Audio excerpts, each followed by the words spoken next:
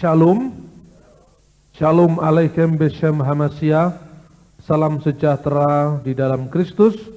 Kita akan membaca surat Ibrani pasal 7, surat Ibrani pasal 7, ayat 1 sampai dengan ayat 10. Ibrani pasal 7 ayat 1 sampai dengan 10. Sebagaimana biasa kita akan membaca secara berbalasan. Saya membaca ayat 1, saudara 2 dan seterusnya sampai ayat yang ke-10. Kristus dan Melkisedek. Sebab Melkisedek adalah Raja Salem dan Imam Allah yang Maha Tinggi. Ia pergi menyongsong dan memberkati Abraham ketika Abraham kembali dari peperangan mengalahkan raja-raja.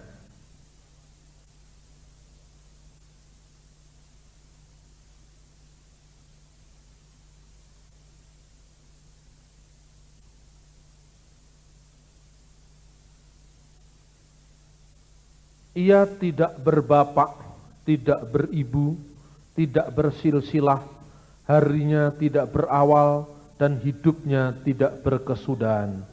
Dan karena ia dijadikan sama dengan anak Allah, ia tetap menjadi imam sampai selama-lamanya.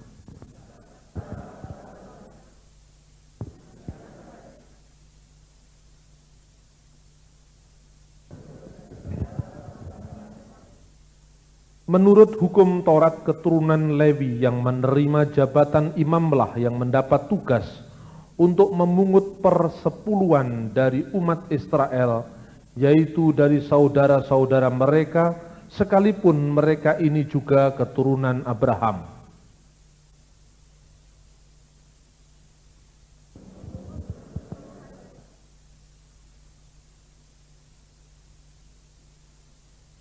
Memang tidak dapat disangkal bahwa yang lebih rendah diberkati oleh yang lebih tinggi.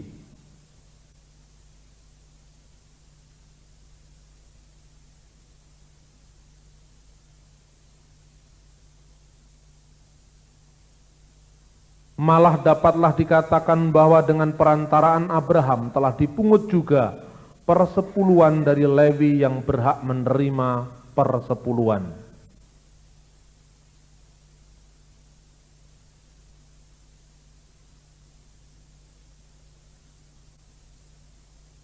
Saudara-saudara yang terkasih dalam Tuhan, tadi pagi saya membahas tentang berita kitab Taurat mengenai Melkisedek. Melkisedek yang memberkati Abraham dan menyongsong Abraham tatkala Abraham baru memenangkan peperangan melawan Raja Kedorlaomer, dan dia membela posisi Raja Sodom. Dan waktu itu Lot, kemenakan Abraham, berada di negeri Sodom, sehingga ia ikut tertawan karena Raja Sodom kalah. Saudara-saudara yang terkasih dalam Tuhan, surat Ibrani dilatar belakangi oleh pandangan-pandangan dan ditulis kepada orang-orang yang berpandangan Yahudi. Oleh karena itu, mungkin menurut konteks modern ini, kita akan mendapati cara berpikir yang mungkin asing bagi kita. Cara berpikir termasuk penafsiran kitab suci, yaitu sebuah penafsiran yang mungkin tidak pernah kita bayangkan. Kita hanya mengenal tafsiran itu tafsiran historis, tafsiran alegoris. Tetapi orang Yahudi sendiri mengenal 4 macam penafsiran. Dan sebagai seorang yang menulis untuk kalangan orang Yahudi, penulis surat Ibrani memperkenalkan tafsiran Yahudi itu untuk memahami sosok historis Abraham dalam pertemuannya dengan Melkisedek, Raja Salem. Melkisedek adalah Raja Salem dan imam dari Allah yang Maha Tinggi. Tadi pagi saya sudah menyatakan imam, Kohen Le El Elyon, imam dari Allah yang maha tinggi, yang menyongsong dan memberkati Abraham tatkala Abraham memenangkan peperangan dengan raja-raja.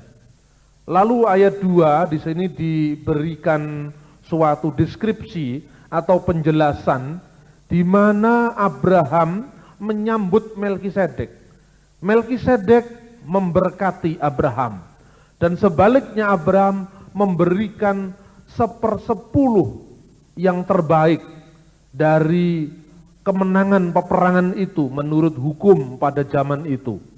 Kepada dia pun Abraham memberikan 1/10 dari semuanya. Lalu mengapa Melkisedek memberkati Abraham? Menurut kitab Kejadian, Melkisedek menyambut Abraham dengan membawa persembahan, yaitu roti dan anggur.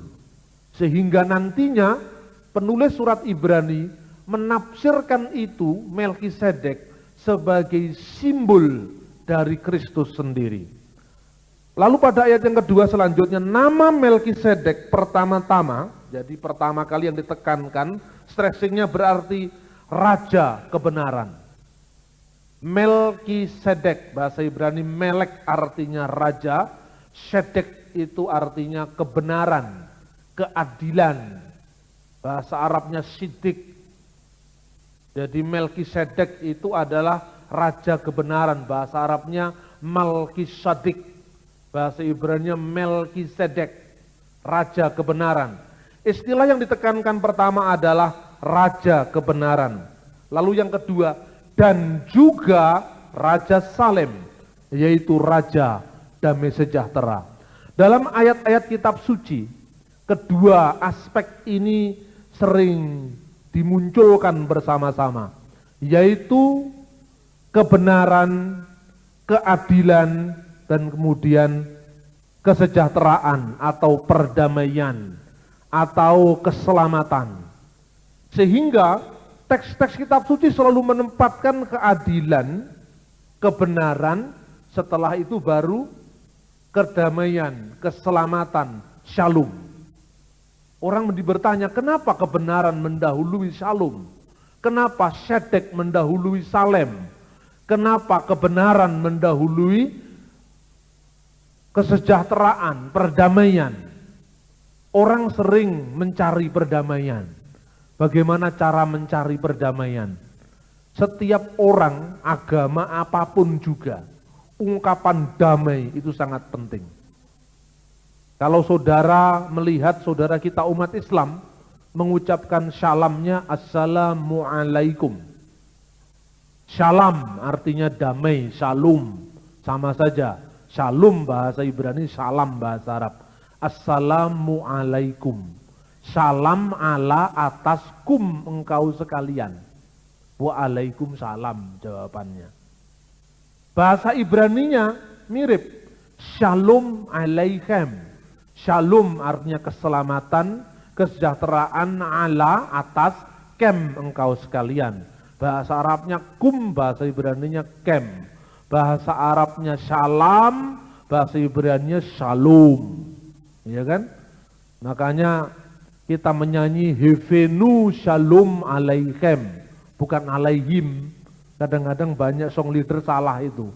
Bukan alaihim, bukan alaihim, tapi alaihim. Ada lagi yang mengatakan Salum Elohim. Ya benar itu, tapi konteksnya di sini alaihim, atas kem engkau sekalian. Bahasa Arabnya Assalamualaikum.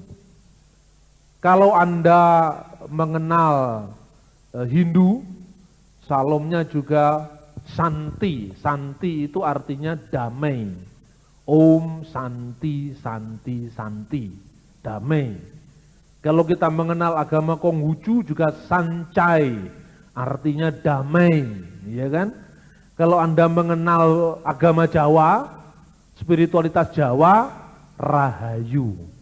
Jadi bukan Rahayu Effendi saja, Rahayu. Maknanya semuanya adalah merindukan perdamaian, merindukan keselamatan, menginginkan shalom, menginginkan salam. Tetapi bagaimana cara memperoleh salam, perdamaian itu. Seorang memperoleh sesuatu yang dianggap damai, yang dianggap salam, keselamatan, kebaikan. Orang bergumul mencari itu. Ada orang yang diterpa oleh masalah dalam hidupnya. Pertama-tama bagaimana dia mendamaikan dirinya, mencari perdamaian. Orang ada lagi yang mencari perdamaian dengan keluar dari masalah yang dihadapi. Mencari solusi yang semu yang seolah-olah membebaskan manusia dari pergumulannya. Orang sampai kemudian mengkonsumsi narkoba. Ya, mengkonsumsi narkoba. Karena seolah-olah dia mau lari dari masalah. Sementara dia menghirup kokain atau apa, saya tidak tahu itu jenisnya, makanya saya nggak bisa cerita. Kalau Frankie bisa cerita karena dia pernah seperti itu. Kalau saya tidak pernah sama sekali. Karena apa? Bagi saya logika saya lebih sehat. Orang sakit yang perlu obat. Kalau saya sehat tidak perlu tergantung obat. Berarti orang yang mengkonsumsi narkoba itu wedan. Karena mau tidak sakit kok minum obat. Ini kan aneh. Tetapi itu sementara, dia mencari sementara. Beberapa menit malah dia akan tewas. Jadi dia lari dari masalah, menghindari masalah, ke tempat dunia gelap, dugem, dunia gelap, gemerlap atau gemelap, saya lupa itu. Kemudian yang kedua, orang menghindari masalah, lalu orang tidak menyelesaikan masalah, lari dari masalah. Selama masalah itu tidak diselesaikan, tidak ada kedamaian, tidak ada shalom, di situ sebetulnya tidak menyelesaikan masalah. Dia menghindari masalah. Masalah itu akan kembali mengejar dia. Yang ketiga, ini yang lebih dewasa, itu kompromi. Banyak orang yang menyelesaikan masalah dengan kompromi. Produk perundang-undangan, produk banyak sekali keputusan negara itu kompromi. Kompromi salah satu cara menyelesaikan masalah untuk mencari damai. Ketika orang kompromi, damai. Tapi kompromi-kompromi juga ternyata tidak sepenuhnya bisa diterima. Zaman Pak Harto, orang kompromi. Semua yang tidak bisa diselesaikan dengan pura-pura. Pokoknya kompromi. Itu salah satu mekanisme mencari perdamaian, mencari penyelesaian. Tetapi yang paling akhir adalah di mana seorang mencapai perdamaian, mencapai shalom, mencapai salam, mencapai sancai dengan cara apa? Dengan cara benar-benar mencari keadilan dan perdamaian. Tetapi itu tidak gampang dan resikonya paling berat. Itulah yang dialami oleh Yesus. Menghadapi masalah yang menimpa, menghadapi problem yang menimpa, untuk mencari shalom yang sesungguhnya, Yesus masuk ke taman Getsemani. Di situ dia bergumul sampai berkeringat darah. Dia berkata, pergumulan itu bukan sesuatu yang mekanistis, tidak seperti yang digambarkan Injil Yudas. Tetapi pergumulan yang benar-benar secara manusiawi, di dalam diri Yesus itu ada dua aspek. Sepenuhnya manusia dan sepenuhnya Allah. Sepenuhnya manusia sebagai anak manusia yang terbatas. Sepenuhnya Allah sebagai firman Allah yang adalah Allah. Yohanes 1 ayat 1. Ini harus diulang-ulang supaya orang Kristen paham misteri imannya. Yesus sebagai manusia, dia bergumul seperti kita, semuanya sama dengan kita. Hanya satu, dia tidak berbuat dosa, kata surat Ibrani. Dia bergumul, Bapa, kalau boleh cawan ini, kalau bisa cawan sengsara ini berlalu daripadaku. Artinya Yesus seolah-olah melakukan proses di mana dia mencari kehendak Tuhan dan mempertaruhkan dirinya. Tuhan, kalau boleh cawan ini berlalu. Dan itu berat sekali mengatakan itu sampai bersimpuh dengan darah. Yang terakhir, tapi jangan kehendakku yang jadi, tapi jadilah kehendak-Mu. Inilah jalan sedek, kebenaran, mempertanyakan yang benar, yang adil, yang dikehendaki Allah atas dirinya. Dan Allah ternyata menghendaki Yesus harus lewat jalan salib itu. Jalan salib itu ditempuh Yesus, biji harus hancur dulu agar bertumbuh. Kira-kira seperti itu jalan Allah. Dan ketika Yesus mencapai jalan ini dan dia lolos dari ujian itu, Kalvari itu, menghadapi Yesus, maka disitulah salum terjadi. Maka bukan secara kebetulan kalau kata sedek ditempatkan sebelum salem. Kalau keadilan, kebenaran yang benar-benar dikehendaki oleh Tuhan ditempatkan mendahului salem atau mendahului kesejahteraan, keselamatan, perdamaian. Ia tidak berbapak dan tidak beribu, tidak bersilsilah, harinya tidak berawal dan hidupnya tidak berkesudahan. Dan karena ia dijadikan sama dengan anak Allah, ia tetap menjadi imam sampai selama-lamanya. Orang sering tidak paham. Kalau orang membaca teks ini harafiah, maka orang akan salah memahami kitab suci. Supaya kita tidak salah, kita harus tahu bagaimana menafsir Alkitab pada zaman Yesus. Nah, kalau ditafsirkan harafiah apa bunyinya? Melkisedek tidak berbapak, tidak beribu, tidak bersilsilah. Lalu seorang kiai namanya Bahauddin Mudari menulis buku yang mengisahkan perdebatannya dengan Antonius Widuri. Itu kira-kira tahun 70-an. Tidak tahu Antonius Widuri itu ada beneran atau tidak. Tapi dalam perdebatan itu dikatakan bahwa Antonius ditanya oleh Pak Kiai, kamu percaya bahwa Yesus itu Tuhan? Iya Pak, percaya. Dasarnya apa? Seluruh nabi dilahirkan punya bapak, punya ibu. Hanya Yesus tidak punya bapak. Bukalah Ibrani 7 pasal 3, ayat 3. Nah ya dah.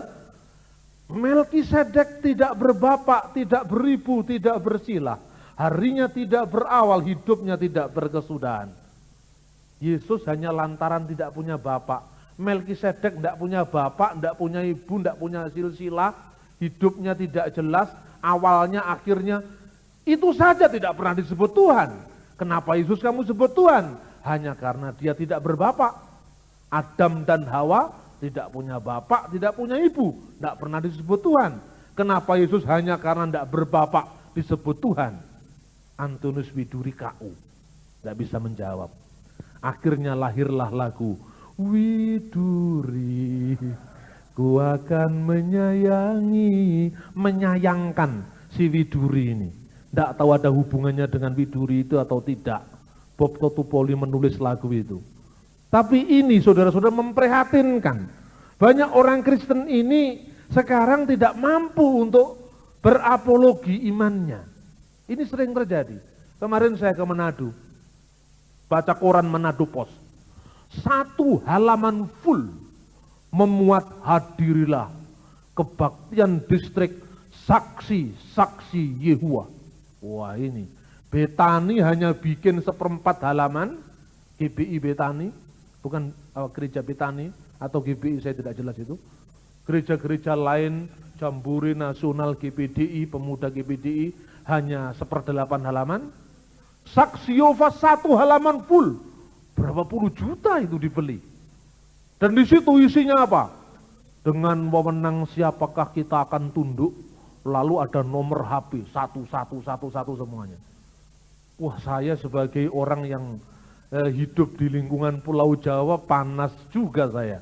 Saksi Yehova ini kurang ajar sekali. Beraninya di Manado. Tidak di Jawa Timur. Kenapa tidak di Jawa Timur? Kok beraninya di Manado? Takut dengan pemuda Ansor kalau di Jawa Timur. Barangkali. Di Manado semua orang lahir sudah Kristen. Mayoritas Kristen. Kalau Anda naik pesawat, ada satu bukit, salibnya besar, warnanya putih. Di daerah bersalib itu Saksi Yehova beroperasi. Lalu iseng-iseng saya tanya, saya diundang oleh Uskup Manado. Saya tanya sama salah seorang rohaniwan Katolik. Wah, luar biasa saksi Yehova di sini. Iya Pak, udah lama itu. Sejak mereka diizinkan oleh Yusril Mahendra, mereka wah luar biasa gencarnya. Dan orang-orang yang ada SMS-nya di situ yang menerima tamu undangan itu semua orang Manado. Saya yakin tuh kalau enggak dari Gemim, dari GBI, atau dari gereja Katolik pasti enggak mungkin itu kalau dari orang Manado yang namanya Muhammad. Pasti itu dari Gemim atau dari GBI atau dari pokoknya yang Kristen-Kristen itu. Lalu iseng-iseng saya SMS. Nah, saya tulis ini. Hadirilah ceramah dan seminar sehari Bambang Nursena yang diadakan di Seminari Katolik, Seminari Filsafat dan Teologi Katolik di Pineleng. Judul ceramahnya, Keesaan Allah dan Keilahian Yesus menjawab kesesatan saksi Yehova.